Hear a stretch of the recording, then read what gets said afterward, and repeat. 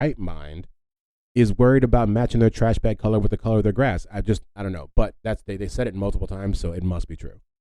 Yeah, so like the last part I mentioned, which I kind of glossed over with my whole little soapbox about the color of the bags, was that but he kind of did it for privacy. Is an interesting point because I do feel like there's a bit of privacy that has arisen surrounding people and their garbage. This could only have come about in the last century, since before that, most people just threw their garbage out into the streets. Like we said with the Greeks, maybe you walked it out, out of the city or what have you. But now there's this whole thing of like, don't I don't want you to know what's in my garbage. I don't, don't watch me take my garbage out and stuff like that. And people go through people's garbage. Started watching that show on Apple TV, Slow Horses, and the first episode, I think the guy's going through some guy's garbage, and it's like because they're like in the CIA or something like that. Obviously, I haven't finished it, so I wouldn't know more information, but that just goes to show. So when I saw that, I was like, wow, this really is like the first time of like there being like a little bit of like looking over your shoulder when it comes to whatever you're throwing out of your house. If you think about it. Let's see. Some of the precursors to plastic bags were no bags at all, of course, and some paper bags or paper liners were also used. Although they, of course, got wet and sloppy very quickly.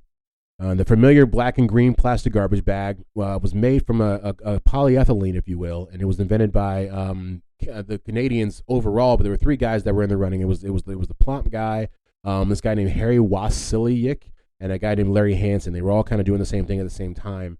So I'll tell you a little bit of Wasilik's story.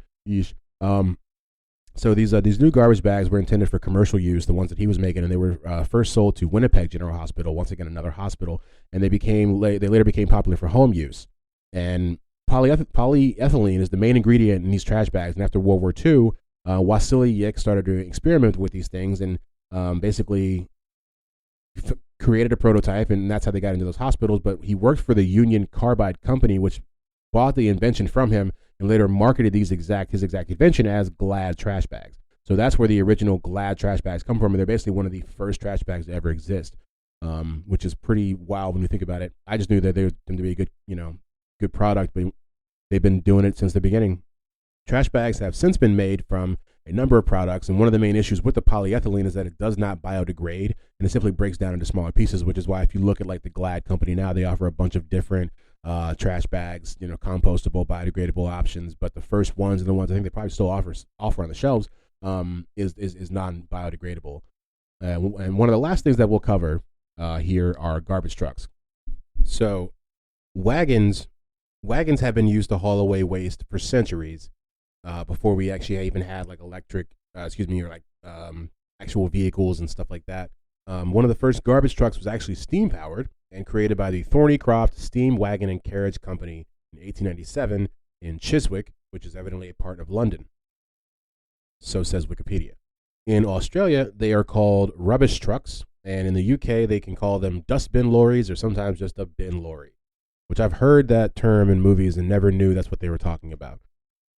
I don't know. I think I thought it meant bathroom. I'm not sure what I thought it meant.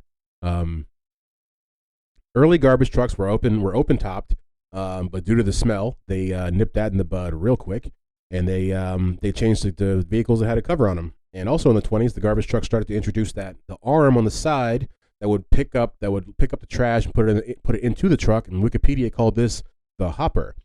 So in 1937, George Dempster created the Dempster dumpster system, which is just fun to say. I'm going to go run that back one more time. The Dempster dumpster system, which is when wheeled waste containers were mechanically lifted and tipped into the truck.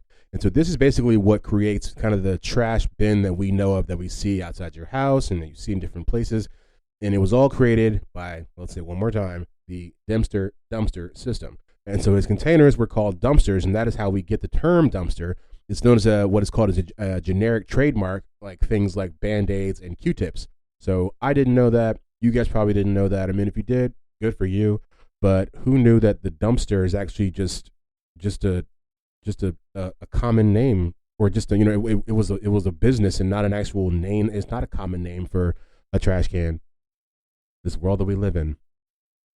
And so the very next year, 1938, the garbage compactor was added to trucks, and that's when we pretty much get what a garbage truck is today. Is that you got the big truck that's got a covered top, and then because you want to let that garbage smell get out, and then you got the arm, the hopper, and then you also got those wheeled bins that get picked up and thrown in or dumped into the garbage truck as we know it.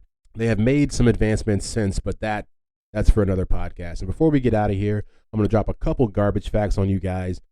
Every year, the world produces more than 1.4 billion tons of garbage, and Americans make up less than 5% of the world's population, but they account for more than 20% of that total. New Yorkers alone throw out something like 12,000 tons of garbage a day. One more garbage fact and we're out. By 2025, the world's cities are projected to create 2.4 billion tons of trash. And that is how garbage and trash cans and all that stuff happened.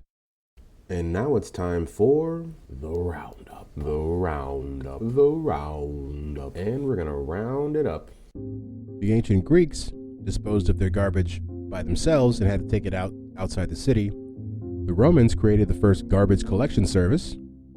All of the garbage and refuse in the street was what led to the rat infestations that then led to the Black Plague of 1349. In 1848, the Public Health Act was passed in London, England. Eugene Poubelle gives us the first trash can in 1883. And it's a three-way tie for who created trash bags between a guy named Frank Plomp, Harry Wasilic, and Larry Hansen. They all kind of created the same thing out of the same product around the same time, so yeah. Things I didn't know before. And now I know them. Never heard of these things. What are they? Okay, things I didn't know. So, the U.S. is the number one trash producing country in the world, as I think we kind of mentioned that earlier, but this kind of breaks it down a little bit more. And think about this the next time you're throwing something out. It says that the average person in the world, in America, disposes of 1,609 pounds per year. Ask yourself if you're a 1,609 pound person.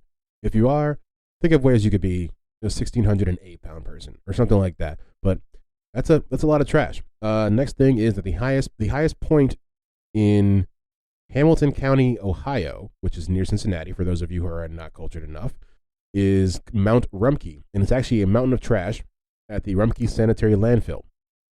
And that's more than 1,000 feet above sea level. So the highest point in that county is just a big mountain of trash. I'm getting Paris vibes. One more, I actually have two more. This one is, I've kind of always wondered this one a little bit. On average, a baby will go through 8,000 diapers before they're potty trained. 8,000 diapers. It's a lot of diapers. Let's see. The last one is glass takes over 1 million years to decompose. I did not know that, but it makes complete sense because I don't think in my small life of 31 years have I ever seen decomposed glass. So it looks like I may have to hang around for another 990-some thousand years if I did that math right. But yeah. All right. Thanks for tuning in for another episode of How Did That Happen? Hope we covered your trash can and garbage removal needs this week. Yeah. Thanks for pressing play, and I'll see you guys next week.